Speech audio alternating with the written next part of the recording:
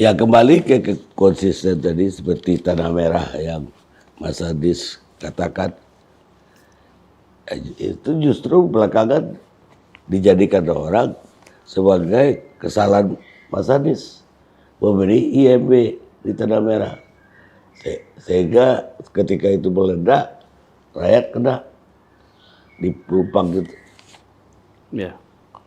Pertanyaan sederhana, begini Bang, apakah warga di sana dulu baru keluar IMB? Warga dulu kan? Atau IMB dulu baru warga punya rumah? Warga dulu. Warga itu sudah punya rumah di situ puluhan tahun. Jadi ini ada IMB atau tidak ada IMB, kalau ada kebakaran, ya terbakar. Karena memang mereka sudah tinggal di situ puluhan tahun.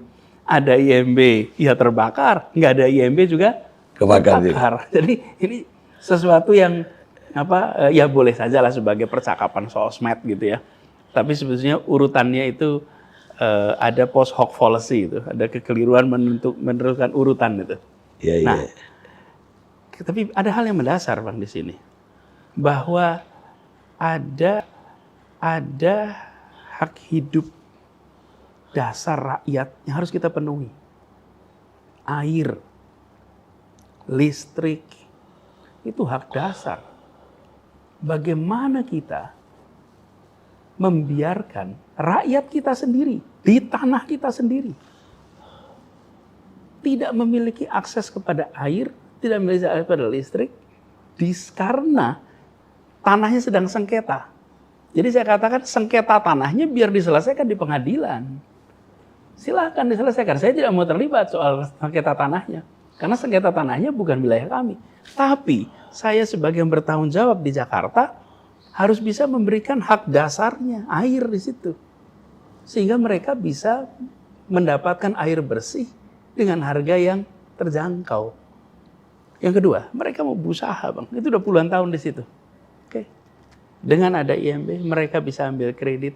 Mereka bisa ngurus IUMK, izin usaha mikro kecil, dapat pinjaman hidup mereka. Jadi, ini adalah sebuah jalan tengah untuk menyelesaikan persoalan yang lebih besar, yaitu tanah ini statusnya apa secara kepemilikan. Satu sisi mereka sudah tinggal di situ puluhan tahun, dan ada aturan perundangannya yang mengatakan bila sudah ditempati selama 20 tahun lebih, maka bisa menjadi. Tetapi ada catatan yang banyak itu, bila tidak ada klaim dan lain-lain. Tidak sederhana lah. Saya supaya paham kompleks masalah itu, biar itu diselesaikan. Tetapi hak hidup mereka jangan hilang. Lalu ada hal yang penting juga Bang, saya sering sampaikan kepada teman-teman pengelola BUMN di Jakarta. Banyak sekali di Jakarta ini tanah yang disebut sebagai tanah negara Bang. Tanah milik BUMN di Jakarta. Saya pernah tanya sama beberapa teman-teman di BUMN. Saya sampaikan. BUMN. BUMN. Oh ya. Ya seperti status ini kan tanah di Pertamina itu. Ya. Itu kan milik BUMN. Pertanyaan saya, dulu BUMN beli dari siapa? Saya tanya, dulu beli dari siapa? Saya tanya, beli dari siapa? Hampir semua tidak beli, hampir semua itu adalah milik perusahaan Belanda. Perusahaan Belanda dinasionalisasi, kemudian asetnya dicatat, pindah menjadi catatan milik BUMN. Sekarang pertanyaan berikutnya, Belanda beli dari siapa tanah itu? Belanda beli dari warga Betawi? Ya enggak ada. Enggak ada lah, Belanda datang ke sini dia pakai garis saja sendiri tanah itu. Ini miliknya Belanda. Nah, apa gunanya merdeka ketika tanah itu tidak bisa kembali dimiliki oleh rakyat kita? Benar juga. Coba, apa gunanya kita merdeka? Jadi saya sering sampaikan, jangan kita itu ketika melihat rakyat yang berada di tanah milik negara, lalu memandangnya seperti mereka itu bukan warga negara Indonesia, bukan bagian dari bangsa Indonesia. Kalau ini adalah bangsa lain yang menduduki tanah kita, itu soal lain. Tapi kalau ini adalah rakyat kita sendiri, yang mereka ingin hidup lebih baik, carilah jalan keluar yang memberikan kepada rakyat rasa kebahagiaan bahwa negara ini datang dengan kerahiman, datang dengan cinta kasih, datang dengan perasaan memiliki ini adalah rakyat kami. bukan dipandang ini sebagai entitas. Saya pernah sampaikan juga ini Bang, kepada auditor. Karena pada ujungnya mereka bilang, Pak Anies, kami paham dengan filosofi ini, kami paham dengan prinsip ini. Masalahnya kami nanti dicek. Ketika diaudit, di dalam catatan audit itu, harus tercatat ini aset-aset kami yang tidak boleh hilang. Ini harus ada kebijakan nasional. Bahwa tanah-tanah yang berada, terutama di Jakarta, karena yang namanya perusahaan-perusahaan Belanda itu pusatnya dulu banyak di Jakarta.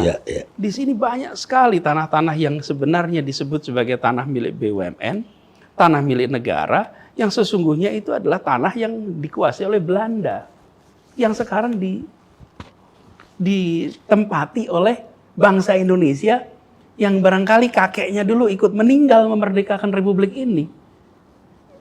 Coba Bang, ini jadi saya ingin mengajak kita semua. Jangan lihat persoalan ini semata-mata soal pencatatan aset di dalam buku laporan keuangan. Tapi ini adalah soal bagaimana negara hadir dan melindungi. Perintah pertama Republik ini. Republik ini merdeka untuk apa? Melindungi setiap tumpah darah Indonesia. Pegang itu sebagai prinsip. Dan jadi saya ketika melihat persoalan tanah di Tanah Merah dan tempat-tempat lain, saya selalu sampaikan. Sekarang kami hadir berikan solusi. Yuk kita cari jalan keluar hukumnya tuh, yang terakhir tuh Bang. Kita ini seringkali nomor satunya tuh yang hukum dulu. Nih pakai prinsip keadilan, prinsip kepentingan umum, prinsip akal sehat, lalu cari regulasinya sehingga tiga itu bisa jalan. Nah, dengan begitu keputusan-keputusan yang kita buat adalah keputusan yang berpihak pada rakyat. Rakyat kecil di dalam kampung-kampung itu Bang mau minta tolong pada siapa? Yang bisa kirim SMS, WA, telepon, gubernur, wali kota, menteri, ya petinggi, rakyat itu. Mereka butuhnya pemegang kewenangan, mengambil sikap, saya melindungi, saya mencintai, saya memberikan rasa aman. Nah, itu yang jadi pegangan saya ketika saya harus berurusan dengan kampung-kampung itu Bang. Termasuk ketika muncul persoalan itu. Jadi saya yakin betul bahwa jalan tengah yang kita lakukan kemarin itu adalah untuk mereka bisa mendapatkan penghidupan yang lebih baik, kehidupan yang lebih baik.